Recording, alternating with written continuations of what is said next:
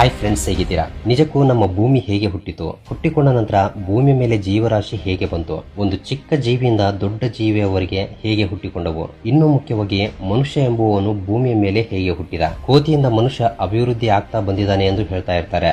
ಇದು ನಿಜಾನ?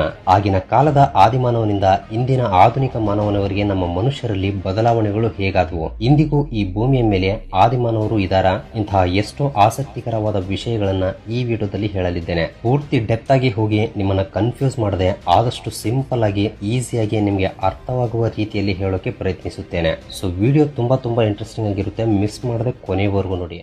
ಮನುಷ್ಯನ ಹುಟ್ಟು ಹೇಗಾಯಿತು ಎಂಬ ವಿಷಯವನ್ನ ಆಧ್ಯಾತ್ಮಿಕವಾಗಿ ಅಂದ್ರೆ ಮತಗಳ ಸಂಬಂಧವಿಲ್ಲದೆ ಶಾಸ್ತ್ರಜ್ಞರು ಸೈಂಟಿಫಿಕಲಿ ಏನ್ ಹೇಳ್ತಿದ್ದಾರೆ ಎಂಬ ವಿಷಯಗಳನ್ನ ಮಾತ್ರ ಹೇಳ್ತೀನಿ. ಭೂಮಿ ಒಂದು ಸಮಯದಲ್ಲಿ ಅಗ್ನಿಗೋಳದಂತೆ ಉರಿತಾ ಇತ್ತು. ಅಂತಹ ಸಮಯದಲ್ಲಿ ನೀರು ಎಂಬುದು ಆವಿಯ ರೂಪದಲ್ಲಿ ಭೂಮಿಯನ್ನ ಆವರಿಸಿತು. ಕಾಲಕ್ರಮೇಣ ಅಂದ್ರೆ ನಿಧಾನವಾಗಿ ಭೂಮಿ ತಣ್ಣಗಾಗ್ತಾ ಇದ್ದಂತೆ ಸುತ್ತಮುತ್ತಲೂ ಇರುವ ವಾಯುಗಳೆಲ್ಲವೂ ಮೋಡಗಳ ರೂಪದಲ್ಲಿ ತಯಾರಾಗಿ ಭೂಮಿ ತಣ್ಣಗಾಗ್ತಾ ಇದ್ದಂತೆ ಈ ಮೋಡಗಳು ಭಾರವಾಗುವುದರಿಂದ ಕೊನೆಗೆ ಒಂದೇ ಸಲ ಈ ಮೋಡಗಳಲ್ಲಿರುವ ನೀರೆಲ್ಲ ಮಳೆಯ ರೂಪದಲ್ಲಿ ಭೂಮಿಯ ಮೇಲೆ ಬೀಳೋಕೆ ಶುರುವಾಗುತ್ತೆ. ಸೊ ಈ ಸಮಯದಲ್ಲಿ ಭೂಮಿಯಲ್ಲಿರುವ ಸ್ವಲ್ಪ ಬಿಸಿಯಿಂದ ಹಾಗೆಯೇ ಸೂರ್ಯನಿಂದ ಬರುವ ಶಾಖದಿಂದ ಈ ಬಿದ್ದಿರುವ ನೀರೆಲ್ಲ ಮತ್ತೆ ಆವಿಯಾಗಿ ಮೋಡಗಳಾಗಿ ಮತ್ತೆ ಮಳೆಯಾಗಿ ಬೀಳುತ್ತೆ. ಹೀಗೆ ಈ ಪ್ರಕ್ರಿಯೆ ಎಂಬುದು ಕೆಲವು ಲಕ್ಷಾಂತರ ವರ್ಷಗಳಿಂದ ನಡೀತಾ ಇರೋದ್ರಿಂದ ಕೊನೆಗೆ ಭೂಮಿಯನ್ನ ಈ ಮಳೆ ಕೂಲ್ ಮಾಡಿಬಿಡುತ್ತೆ. ಸೊ ಭೂಮಿ ಕೂಲ್ ಆದ ನಂತರ ಮಳೆಯ ರೂಪದಲ್ಲಿ ಬಿದ್ದ ನೀರೆಲ್ಲ ಸ್ವಲ್ಪ ನೀರು ಆವಿಯಾಗದೆ ಹಾಗೆ ಭೂಮಿಯ ಮೇಲೆ ಉಳಿದು ಬಿಡುತ್ತೆ. ಆ ನೀರೇ ಕೊನೆಗೆ ಸಮುದ್ರಗಳ ರೂಪದಲ್ಲಿ ಭೂಮಿಯ ಮೇಲೆ ಉಳಿದಿದೆ. ಈ ಮಳೆಯ ನೀರೆಲ್ಲ ಭೂಮಿಯ ಮೇಲೆ ಸೀಳಿದ ಪ್ರದೇಶಗಳಲ್ಲಿ ಸೇರಿ ಅವೇ ಇಂದು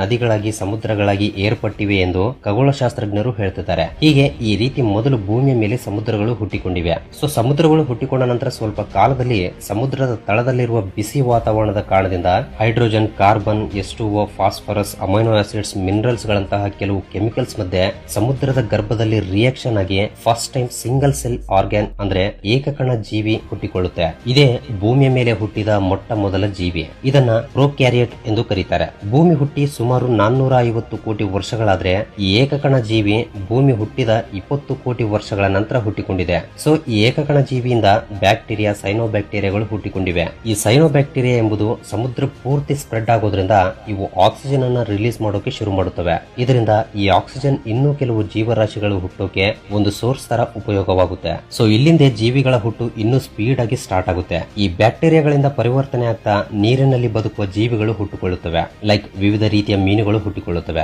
ನಂತರ ನೀರಿನಲ್ಲೂ ಮತ್ತು ನೀರಿಲ್ಲದೆ ಬದುಕುವ ಮೊಸಳೆಗಳಂತಹ ಜೀವಿಗಳು ಹುಟ್ಟಿಕೊಂಡಿವೆ. ನಂತರ ಇನ್ನೂ ಎವಾಲ್ವ್ ಆಗ್ತಾ ಡೈನೋಸರ್ಗಳು ಹುಟ್ಟಿಕೊಳ್ಳುತ್ತವೆ. ಹೀಗೆ ಬರುತ್ತಾ 4 ಕಾಲುಗಳ ಜಂತುಗಳು, ಪಕ್ಷಿಗಳು, ಕೀಟಗಳು ಹುಟ್ಟಿಕೊಳ್ಳುತ್ತಾ ಬರುತ್ತವೆ. ಹೀಗೆ ಭೂಮಿಯ ಮೇಲೆ ಕೇವಲ ಜಂತುಗಳು, ಪಕ್ಷಿಗಳು, ಜಲಚರಗಳು